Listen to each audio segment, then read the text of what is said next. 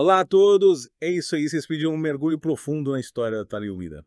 E aqui estamos nós, com material incrível para desvendar esse caso. A gente tem histórias de pessoas afetadas pela droga, informações sobre a empresa farmacêutica. É muita coisa para a gente analisar. É muita coisa para a gente analisar juntos. Interessante que a gente vai além dos aspectos médicos, né? Vamos mergulhar nas questões éticas, Sim. sociais, é uma tragédia com muitas camadas. Então se preparem, porque essa viagem vai ser intensa e informativa. Com certeza. Começando lá na Alemanha, em 1961, com a Linde Schuhillen. Ela deu à luz um bebê com os bracinhos deformados. E a gente imagina o desespero, né?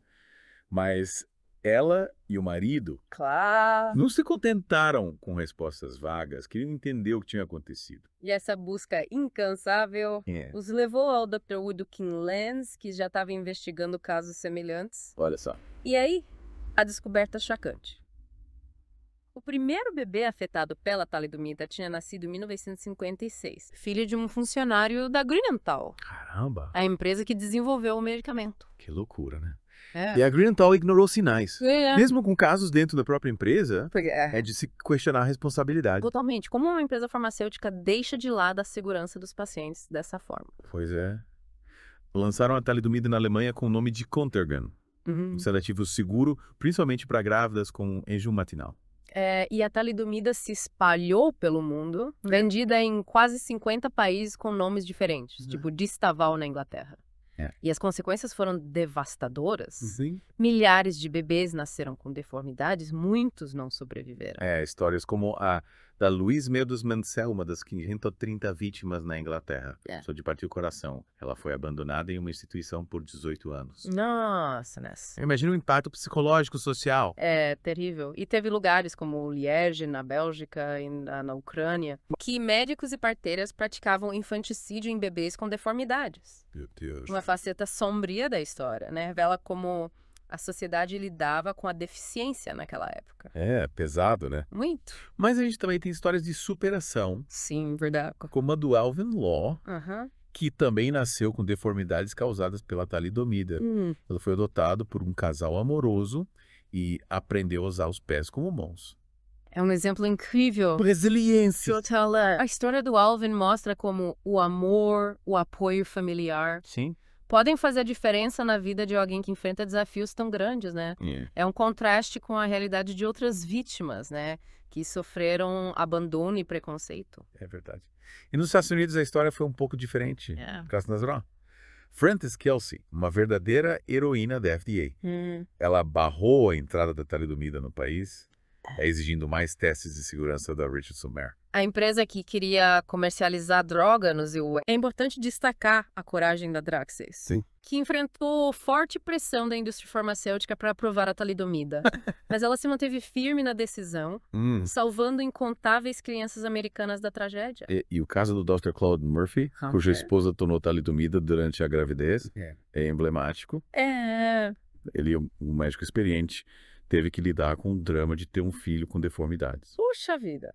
A história do Dr. Murphy nos coloca diante de um questionamento importante, né? Como garantir a segurança dos medicamentos, mesmo com todos os avanços científicos, testes rigorosos, e como lidar com as consequências quando algo dá errado. É uma questão complexa, sem dúvida.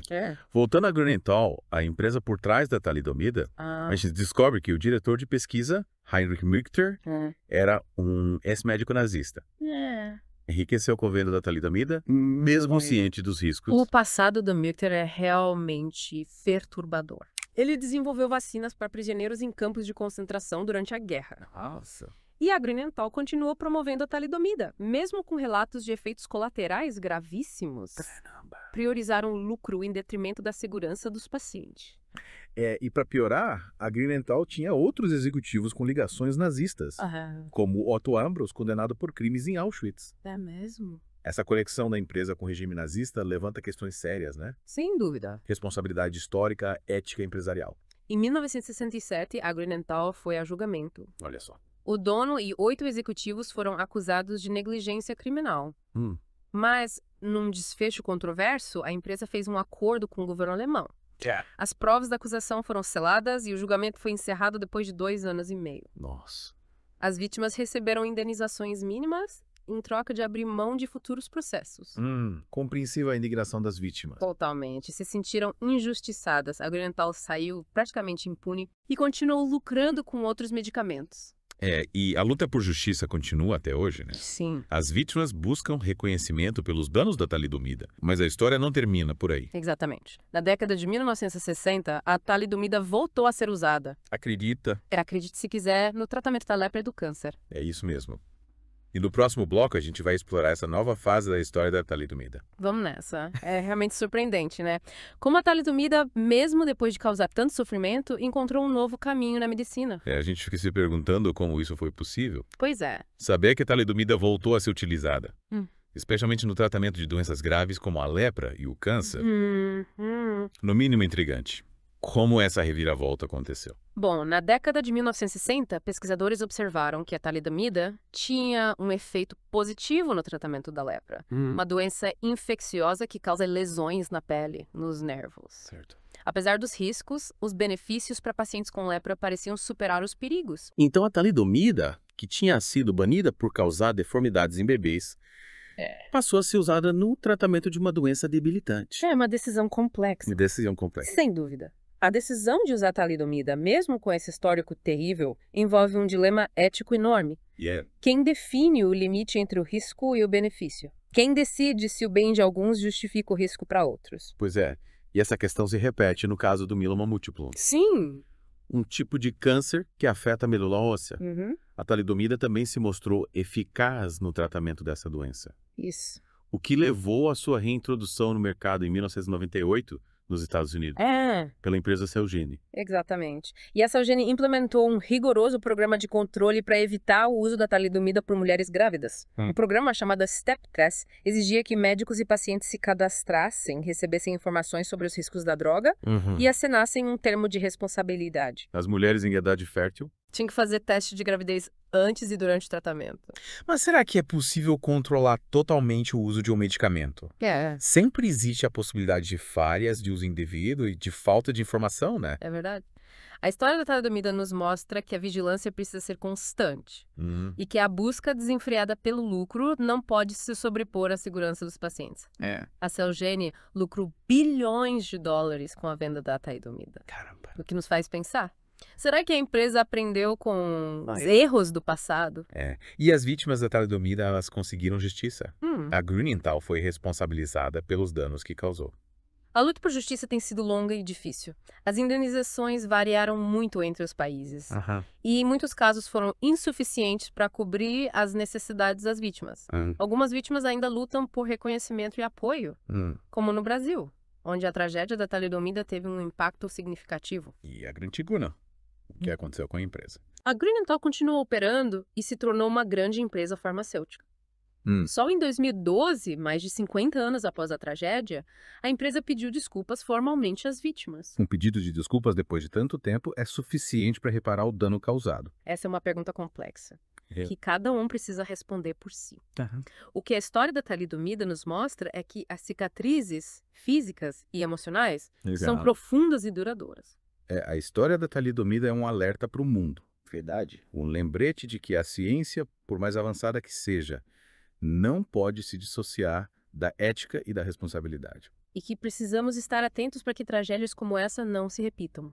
Afinal, como você bem colocou antes, sempre existe a possibilidade de falhas, de uso indevido, de falta de informação. É verdade. Agora, vamos conhecer mais de perto a história de algumas pessoas que foram diretamente impactadas pela talidomida. Vamos lá. Histórias de dor, de superação, de luta. Prepare-se para se emocionar, pois vamos mergulhar fundo na vida de quem viveu essa tragédia na pele. Essa história da talidomida é realmente repleta de nuances, né? Decisões complexas.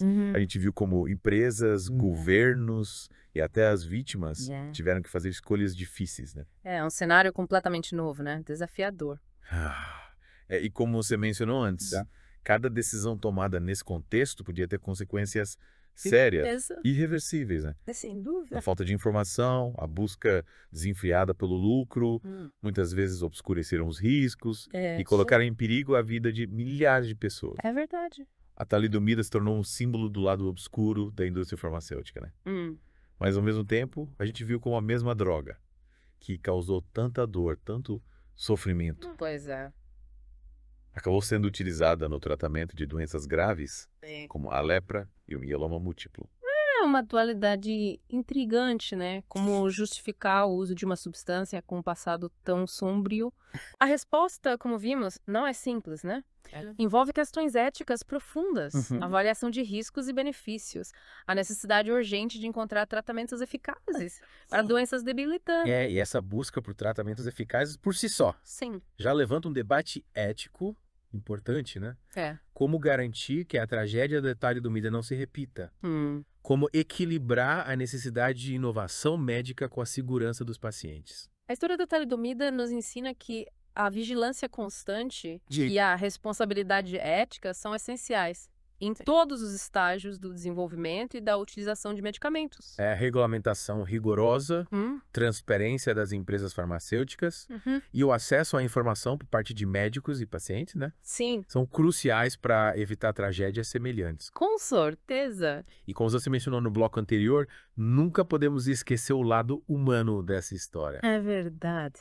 As vítimas da talidomida carregam as marcas físicas e emocionais dessa tragédia. E as suas histórias de luta, de superação, nos inspiram a buscar um futuro mais justo, mais seguro para todos, né? Exatamente. A história da talidomida é um lembrete poderoso de que a ciência e a tecnologia, por mais avançadas que sejam, precisam estar a serviço do bem-estar humano. A ética, a responsabilidade, devem ser os pilares que guiam o desenvolvimento, a aplicação de novas descobertas, né? Para a gente garantir um futuro onde a inovação médica seja sinônimo de saúde e esperança. É isso aí. Para todos. E você, o que achou dessa imersão na história da talidomida? Esperamos que esse mergulho profundo tenha te levado a refletir sobre essa relação complexa entre ciência, ética e responsabilidade na área da saúde, né? É fundamental que a gente continue questionando, pesquisando, debatendo temas como esse. Sim. Para a gente construir um futuro onde a inovação médica seja sempre utilizada de forma ética, responsável em benefício de toda a humanidade. Agradecemos por se juntar a nós nessa jornada complexa e emocionante. Continue explorando, questionando, buscando respostas. Até a próxima.